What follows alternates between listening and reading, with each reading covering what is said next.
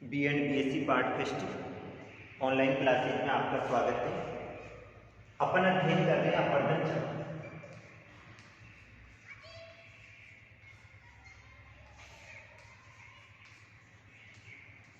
अपर्दन चक्र संकल्पना में अपन अपक्षय से लेकर अपर्दन का अध्ययन करते हैं, अर्थात किस प्रकार से धरातलीय स्थलाकृति का उत्थान होता है और उत्थान होने के बाद में उसका अपर्दन होता है।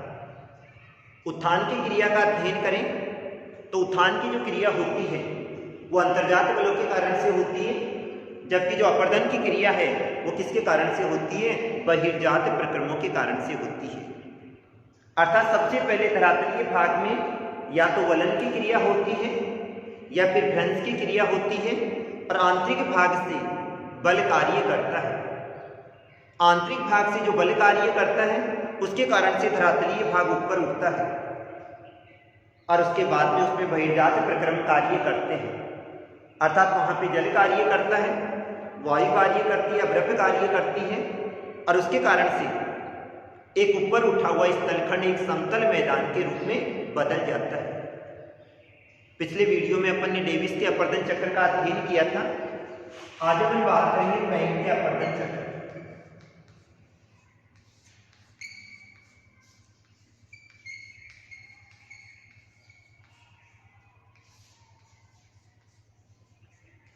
पैक ने अपने अपर्दन चक्र का जो अध्ययन किया था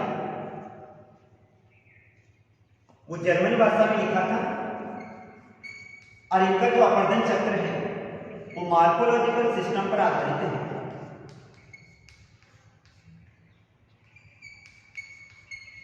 और मॉर्फोलॉजिकल सिस्टम पर आधारित होने के कारण से इन्होंने अपने अपर्दन चक्र को मॉर्फोलॉजिकल एनालिसिस नाम दिया।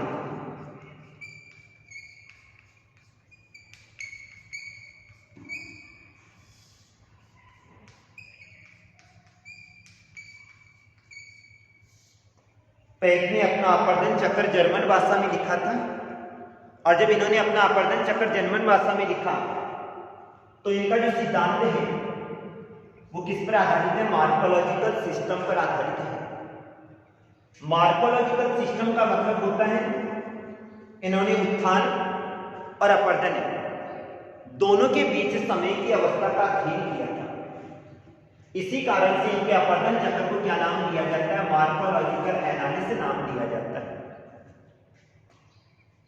इनका जो अपर्दन चक्र है वो डेविस के अपर्दन चक्र का उल्टा है। अर्थात इन्होंने ये कहा था उत्थान और अपर्दन दोनों साथ चलने वाली प्रक्रिया है। डेविस के अपर्दन चक्र के अनुसार उत्थान और अपर्दन दोनों के दोनों साथ चलने वाली प्रक्रिया है। अर्थात प्रारंभिक अवस्था का अध्ययन करें तो प्रारंभिक अवस्था में उत्थान की दर तीव्र होती है, लेकिन अपर्दन की जो दर होती है वो क्या होती है? मंद होती है। जैसे जैसे समय बीतता जाता है समय के साथ में उत्थान और अपर्दन दोनों समान दर से होते हैं और लास्ट में उत्थान तो रुक जाता है, अपर्दन क्या हो जाता है? तीव्र हो जाता है। इस प्रक्रिया के प्रभाव के कारण से एक ऊपर उठा हुआ स्थलखंड एक समतल मैदान के रूप में बदल जाता है। इन्होंने ये कहा था अपर्दन चक्र संरचना प्रक्रम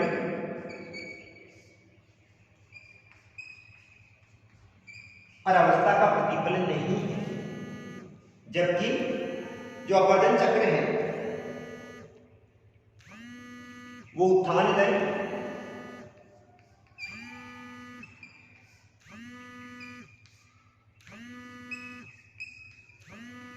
विस्थापन और अवस्था का प्रतिफलन। डेविस ने तो अपने अपर्दन चक्र में क्या कहा था? अपर्दन चक्र संरचना प्रक्रम और अवस्था का प्रतिफल है, लेकिन इन्होंने इसको नेगलेक्ट कर दिया था। भाई अपर्दन चक्र संरचना प्रक्रम और अवस्था का प्रतिफल नहीं है, ये उत्थान दर विस्थापन और अवस्था का प्रतिफल है। उत्थानगण और इसके साथ में अपवर्तन को भी दिया जाता है।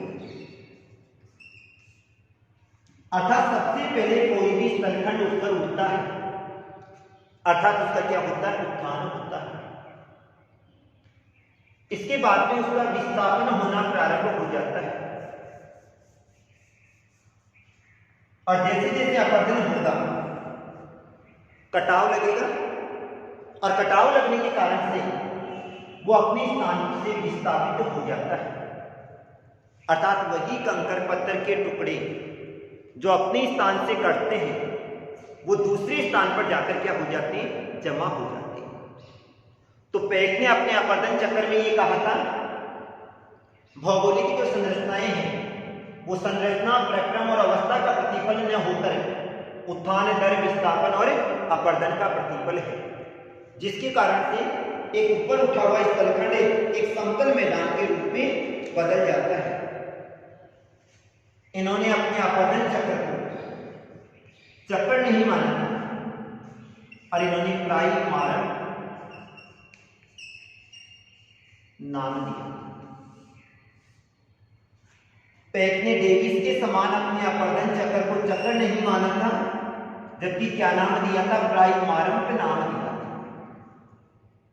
अर्थात डेविस की जो अपवर्तन चक्र है उसमें उन्होंने सुव्यक्त भाषा का सशक्त शैली का प्रयोग किया था, और इन्होंने अपने अपवर्तन चक्र को थोड़ा सा हार्ड बनाने हेतु चक्र के स्थान पर किसका प्रयोग किया था, प्राइमारम के शब्द का प्रयोग किया था।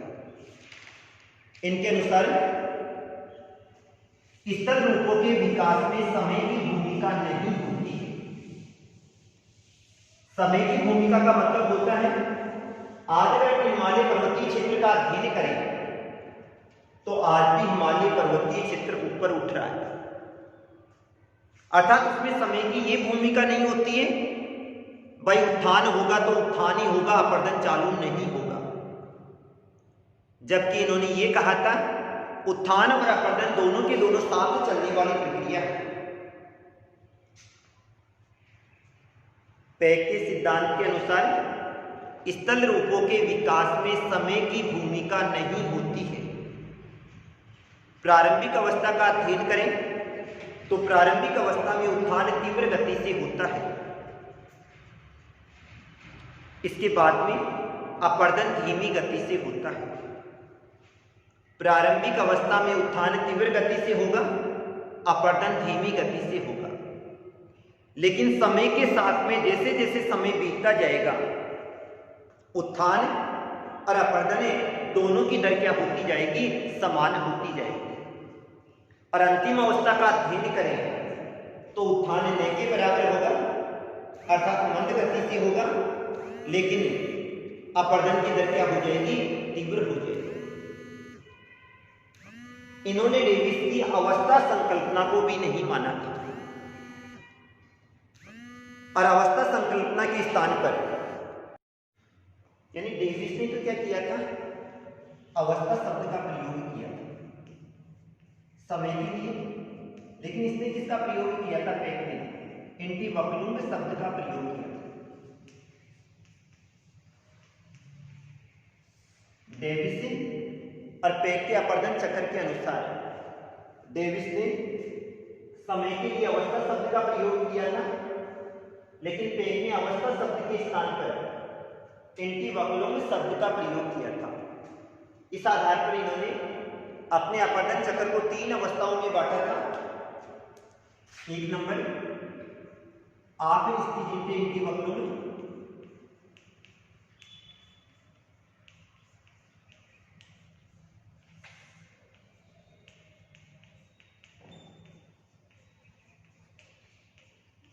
दूसरा है गणित पानी एंटीवक्लुम,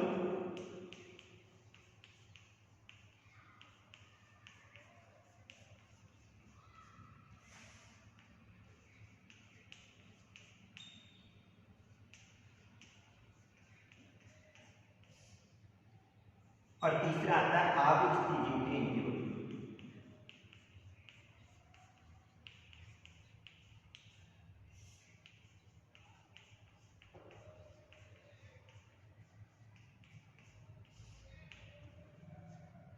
पेक ने अपने अपर्दन चक्र को चक्र नाम नहीं दिया था और चक्र के स्थान पर प्राइमारम का नाम दिया था। डेविस के समान इन्होंने अपने अपर्दन चक्र को भौगोलिक चक्र नाम नहीं दिया था और मार्फोलॉजिकल एनालिसिस नाम दिया था, क्योंकि इनका जो अपर्दन चक्र था वो मार्फोलॉजिकल सिस्टम पर आधारित था। इन्होंने अवस्था शब्द के स्थान पर भी किसका प्रयोग किया था? इंटीवक्लुम शब्द का प्रयोग किया था और इस आधार पर अपने संपूर्ण चक्र को 3 अवस्थाओं में बांटकर अध्ययन किया था। आप स्टिजिंटे इंटीवक्लुम, गलिक फार्मिंग इंटीवक्लुम और आप स्टिजिंटे इंटीवक्लुम। यानी इंटीवक्लुम शब्द का तात्पर्य क्या होता है? तो इंटीवक्लुम शब्द का जो तात्पर्य है वो अवस्था होता है, अर्थात कि वो किस अवस्था से गुजर रहा है। सबसे पहले आता है आप स्टिजिंटे इंटीवक्लुम। इस अवस्था का अध्ययन करें तो इस अवस्था में उत्थान की दर तीव्र होती है और उत्थान के साथ ही अपर्दन चालू हो जाता है, लेकिन जो अपर्दन की दर है वो क्या होती है? मध्यम होती है। इस अवस्था में तली में कटाव लगता है और जो घाटी है उसका आकार अंग्रेजी के वी अक्षर के समान हो जाता है, क्योंकि इस अवस्था में अपर्दन तो कम होता है और उत्थान तीव्र गति से होता है, अतः स्थल रूप ऊपर ही उठते हैं, उनमें काट छांट नहीं होती है। तो आप स्टिजिंटे इंटीवक्लुम में उत्थान तीव्र गति से होगा, अपर्दन मंद गति से होगा। स्थल रूपों का उत्थान अधिक होने के कारण से घाटी अंग्रेजी के वी अक्षर के समान हो जाती है, अर्थात इसमें कटाव कहाँ पर लगता है? पहले में कटाव लगता है। दूसरी बात आती है गलित फार्मिंग इंटीवक्लुम। गलित फार्मिंग इंटीवक्लुम का तात्पर्य होता है स्थल रूपों का समान दर से विकास, और समान दर से विकास का मतलब होगा इस अवस्था में उत्थान और अपर्दन दोनों की दर क्या पाई जाती है? समान पाई जाती है। समान का मतलब जितना उत्थान होता है उतना ही क्या होता है? अपर्दन होता है। तो आप गलित फार्मिंग इंटीवक्लुम के अनुसार स्थल रूपों का जो विकास होता है वो समान दर से होता है। इस आधार पे इसने इसको 3 अवस्थाओं में बांटा था, प्रावस्था ए, प्रावस्था बे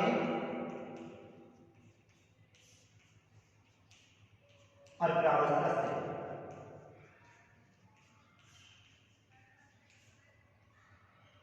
ये दोनों की दोनों जो तीनों क्रिया है, इन तीनों के बीच में योजक कड़ी का कार्य करती है, अर्थात इन तीनों को आपस में जोड़ने का कार्य करती है। प्रावस्था ए में किसके गुण आ जाते हैं? आप स्टिजिंटे इंटीवक्लुम के 2 गुण आ जाएंगे। प्रावस्था बे में गलित फार्मिंग इंटीवक्लुम के गुण आ जाएंगे और प्रावस्था सी में आप स्टिजिंटे इंटीवक्लुम के गुण आ जाएंगे। अर्थात प्रावस्था ए की बात करें तो इसमें उत्थान तीव्र गति से होता है और अपर्दन की दर क्या होती है? धीमी होती है। प्रावस्था बे की बात करें तो प्रावस्था बे में उत्थान और अपर्दन दोनों समान दर से होते हैं। और तीसरा प्रावस्था सी की बात करें तो उत्थान मंद गति से होता है और अपर्दन क्या होता है? तीव्र गति से होता है। इसके बाद में आता आप स्टिजिंटे इंटीवक्लुम। आप स्टिजिंटे इंटीवक्लुम का मतलब होता है स्थल रूपों का घटती दर से विकास, अर्थात इस अवस्था की बात करें तो इस अवस्था में उत्थान रुक जाएगा या मंद गति से होगा और अपर्दन की गति क्या हो जाएगी? अधिक हो जाएगी। इस अवस्था में नदी स्थल रूपों को तीव्र गति से काटना प्रारंभ कर देगी और इसके कारण से स्थल रूप एक समतल मैदान के रूप में बदल जाते हैं, लेकिन अवशेष के रूप में कुछ पहाड़ियां बच जाती हैं और अवशेष के रूप में जो शंकुआकार पहाड़ियां बचती है पेक ने इनको इंसेलबर्ग नाम दिया। और इंसेलबर्ग का तात्पर्य होता है द्वीपीय पर्वत होता है, अर्थात इसका जो आकार है वो किसके समान दिखाई देता है? छोटे छोटे द्वीपों के समान दिखाई देता है। अब अपन बात करें इसके चक्र की अवधारणा की बात करें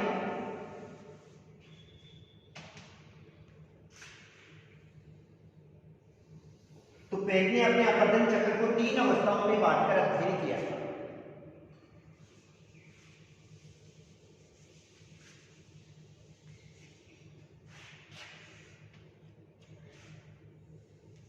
और 3 अवस्थाएं कौन कौन सी थी? आप स्थिति,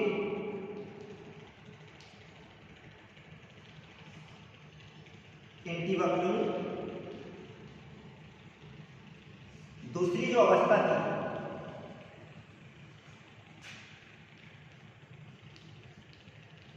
वो थी ग्लिक फार्मिंग,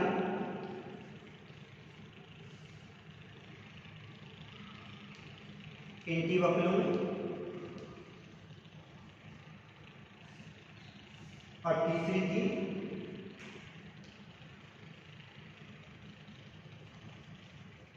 आविस्थिति, एंटीवक्लूम। इन्होंने जो बीच की अवस्था थी इसको 3 अवस्थाओं में बांटा था। प्रावस्था ए, प्रावस्था बे और प्रावस्था। आप इस एंटीवक्लूम में इन्होंने क्या कहा था? उत्थान तीव्र गति से होगा, लेकिन अपवर्तन की जो दर है वो मंद गति से होगी। और जब मंद गति से होगी तो कटाव क्या लगेगा? कम लगेगा। इस अवस्था में उत्थान तीव्र गति से होने के कारण से स्थल रूप ऊपर ही उठते हैं, उनमें कटाव नहीं लगता है। लेकिन जो ग्लिक फार्मिंग एंटीवक्लूम है इसमें जो दोनों की दर पाई जाती है वो समान पाई जाती है, अर्थात स्थल रूपों का समान दर से विकास होगा। जितना उत्थान होगा उतना ही क्या हो जाएगा? अपवर्तन भी हो जाएगा। और जो तीसरी अवस्था है आविस्थिति एंटीवक्लूम, इसकी बात करें तो इसमें उत्थान की दर बिल्कुल मंद हो जाएगी या न के बराबर होगी, लेकिन जो अपवर्तन की दर है वो क्या रहेगी? तीव्र रहेगी। और इसके कारण से अवशेष के रूप में जो पहाड़ियां बची जाती है उसको इन्होंने नाम दिया था इंसेलबर्ग नाम दिया। और इंसेलबर्ग का तात्पर्य होता द्वितीय पर्वत, अर्थात इन शंक्वाकार पहाड़ियों का ऊपर वाला भाग कट जाता है और इनकी जो आकृति है वो द्वीप के समान दिखाई देती है। तो डेविस और पेक के अपवर्तन चक्र में अंतर क्या पाए जाते हैं? डेविस ने अपने अपवर्तन चक्र को भौगोलिक चक्र नाम दिया, जबकि पेक ने अपने अपवर्तन चक्र को क्या नाम दिया था? मॉर्फोलॉजिकल एनालिसिस नाम दिया। डेविस ने अपने अपवर्तन चक्र को संरचना, प्रक्रम और अवस्था का प्रतिफल माना था, जबकि पेक ने उत्थान दर, अपवर्तन और विस्थापन का प्रतिफल माना था। तीसरी बात आती है, डेविस ने अपने अपवर्तन चक्र में उत्थान जब तक पूरा नहीं होगा, अपवर्तन चालू नहीं होता, इस शब्दावली का प्रयोग किया था, जबकि पेक ने अपने अपवर्तन चक्र में यह कहा था उत्थान और अपवर्तन दोनों साथ चलने वाली प्रक्रिया है। चौथी बात आती है, डेविस ने अपने अपवर्तन चक्र के लिए चक्र शब्द का प्रयोग किया था, जबकि पेक ने अपने अपवर्तन चक्र के लिए किसका प्रयोग किया था? एंटीवक्लूम शब्द का प्रयोग किया था, प्राइमरम का प्रयोग किया था, और अवस्था के स्थान पर एंटीवक्लूम शब्द का प्रयोग किया था। डेविस ने युवावस्था, प्रौढ़ावस्था और वर्धावस्था में बांटा था, जबकि पेक ने ग्लिक फार्मिंग एंटीवक्लूम, आविस्थिति एंटीवक्लूम और आविस्थिति एंटीवक्लूम शब्दावली का प्रयोग किया था। अवशेष के रूप में जो पहाड़ियां बचती हैं, डेविस ने उनको मोनार्डनाथ नाम दिया था, जबकि पेक ने क्या नाम दिया था? इंसेलबर्ग नाम दिया था। तो ये तो था पेक का सिद्धांत। आज के लिए इतना ही। Thank you.